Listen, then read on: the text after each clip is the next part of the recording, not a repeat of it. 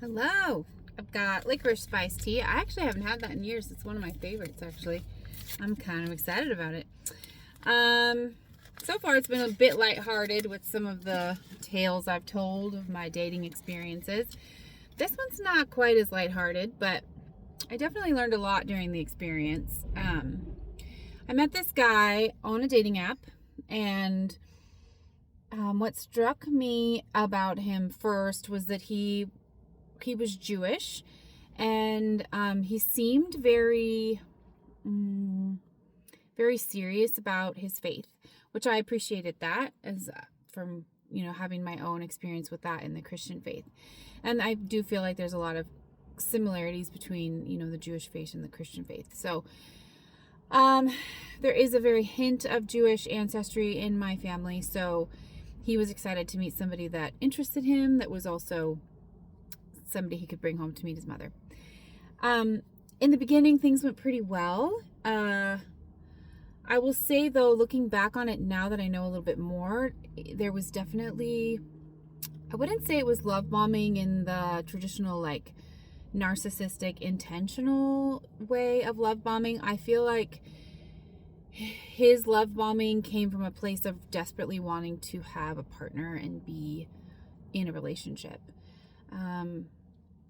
I did find it very interesting that he was pushing so hard for a physical relationship, even though he claimed to have, strong religious ties and, high moral expectations.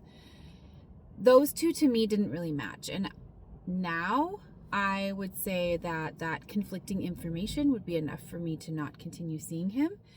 But I was still pretty naive, and so I thought, in a stupid, silly way, I was like, well, I must be just so amazing that he's rethinking some things. But I think in hindsight, he saw in me my vulnerability, he saw my naivety, and he saw somebody that he could control. And that's ultimately why we stopped seeing each other. There were small hints of that kind of control feature in the beginning, and I didn't see them for what they were just based on my own personal experience in other relationships. I didn't quite clock that there is a difference between a control because you want to be in control and like a boundaries because you care about a person. So I definitely got kind of wrapped up in that in the wrong way.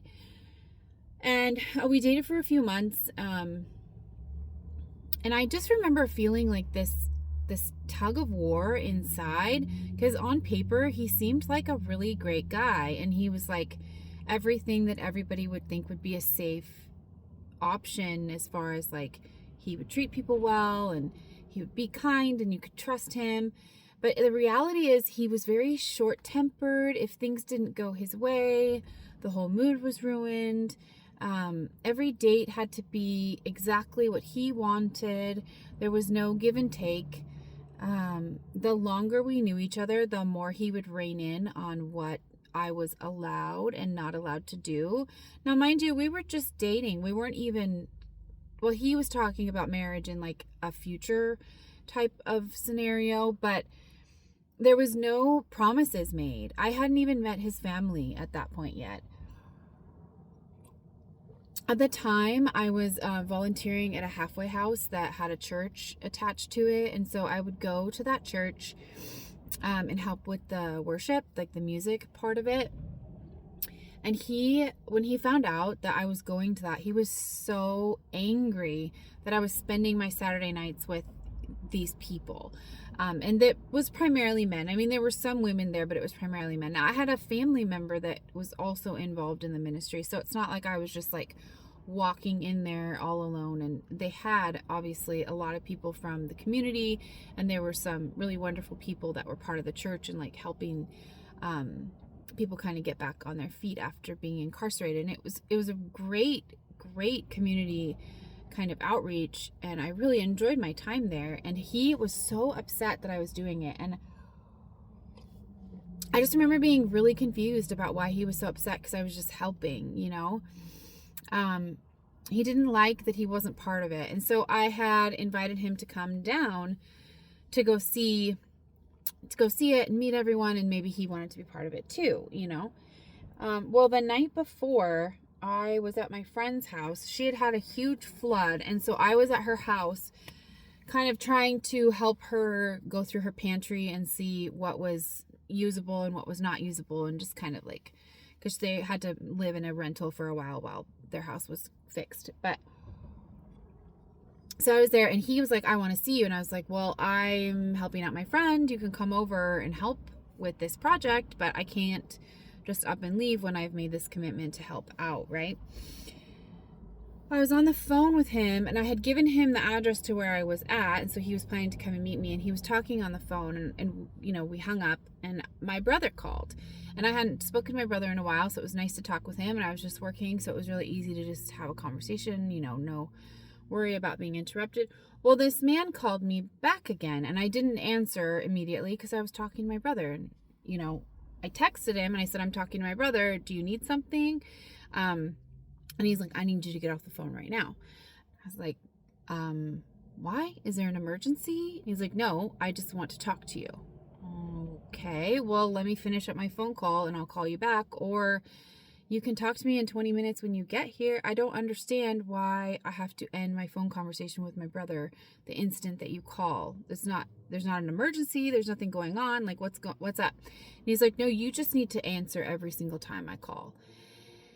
And I was like, what the hell? I was so confused, and I was kind of caught off guard, honestly. It was a bit of a twist. And he came to the house. There was a huge argument. He demanded that if we were going to stay together, that I would answer every time he called, no matter what I was doing, that I would tell him what my schedule was, that I would update him if there were any changes to my calendar last minute. And when I asked him, what am I supposed to do? Like, I was angry at this point, and I retorted, I guess. I lashed out and said, well, what am I supposed to do when I'm at work? I can't answer you. And he's like, well, just figure it out. If you're going to be with me, then you are 100% available to me at all times. And I said, I got a backbone, and I finally just said, I can't promise that. I can't promise that. I can't promise that I will always answer the phone call. I cannot, you don't deserve to know where I am every single moment of every single day. And I don't need to add into my mental list of things that I'm already doing as a single working mother to tell you every 10 minutes what I'm doing all day long. That's madness. Nobody needs that kind of communication unless they have some sort of serious control issue. And so I ended it with him, and he obviously was not happy. He didn't take it very well. But as we were saying goodbye, he's like, well, when can I, what time are you planning to meet at the church? And I was like, what are you talking about? Why would you come to the church? We're not together anymore. And he was just so confused that when I broke it off, that meant like everything was broken off. There was not going to be any further communication because I didn't want to be controlled like that. That was a level of control that was even worse than I had when I was married. Why would I want to sign up for that? And he just, it could not make sense in his head. And he would not stop calling, would not stop texting, until I finally had a male friend step in on my behalf and talk to him about it. He finally left me alone after like 6 weeks of endless calls and texts.